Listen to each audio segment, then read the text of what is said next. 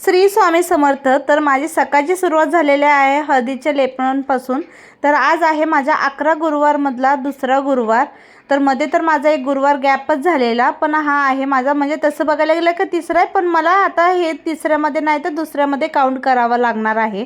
तर हळदीचं लेपन केलेलं आहे मी सकाळ सकाळी। हळदीचं लेपन हे खूप शुभ असतं बघा गुरुवारच्या दिवशी केलेलं, कारण की घरातली जे पण नकारात्मकता असते ना ती बाहेर निघून जाते आणि सकारात्मकता ऊर्जा ही आपल्या घरात प्रवेश करत असते। त्यामुळे कधीही तुम्ही गुरुवारी सुद्धा तुम्ही केलंच पाहिजे हळदीचं लेपन। हळदीचं लेपन केलेलं खरंच खूप शुभ असतं।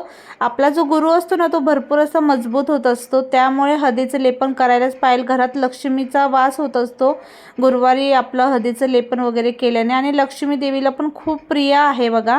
आणि हेच बघा तुम्ही ह्या गोष्टी केल्या की आपल्याला सुद्धा तेवढंच छान वाटतं, प्रसन्न वाटते ह्या गोष्टी केल्या की।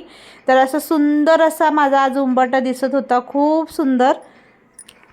तर आता मी रांगोळीवर छान असे फुलं ठेवून घेत आहे। फुलं भरपूर असे आणलेले होते मी, तर तेच आता व्यवस्थित असे ठेवलेले आहेत। तर आता बघू शकता तुम्ही फायनल लुक कसा वाटतोय कसा नाही नक्की मला कळवा। रांगोळी साधी सिंपल छोटी काढलेली आज, ती पण छान वाटत होती एकदम। आणि असो त्यानंतर मी पूजा करायला बसली, तर पूजा करून घेत आहे। पूजेच्या आजूबाजूला सर्व व्यवस्थित असं क्लीन करून घेतलेलं आहे। स्वामींची पूजा मांडलेली आहे। तसं तर माझ्या स्वामींचा फोटो हा नेहमी मी एका पाटावर साईडला मांडून ठेवलेलाच असतो, कारण की कधीही आपल्याला नित्यसेवा करायला जमते त्यामुळे। तर हा नित्यसेवाची मी काय काय करणार आहे काय काय नाही ते पूर्ण डिटेलमध्ये व्हिडिओ मी तुमच्यासोबत शेअर केलेला आहे लॉंग व्हिडिओमध्ये, तर एकदा नक्की चेकआउट करा। तर इथं बघू शकता माळ पण ठेवलेली आहे, माळेची पूजा वगैरे केलेली आहे। स्वामींना मुजरा करून घेतलेला आहे। त्यानंतर ना आता चला मी सर्वात पहिलं तर स्वामी स्तवन वगैरे वाचून घेणार आहे। कोणतीही नित्यसेवा करण्याचे पहिलं आपल्याला हे वाचून घ्यायचं आहे। त्यानंतर ना आता स्वामी चरित्र सारामृत हे पुस्तक आता मी पूर्ण 21 अध्याय वाचणार आहे।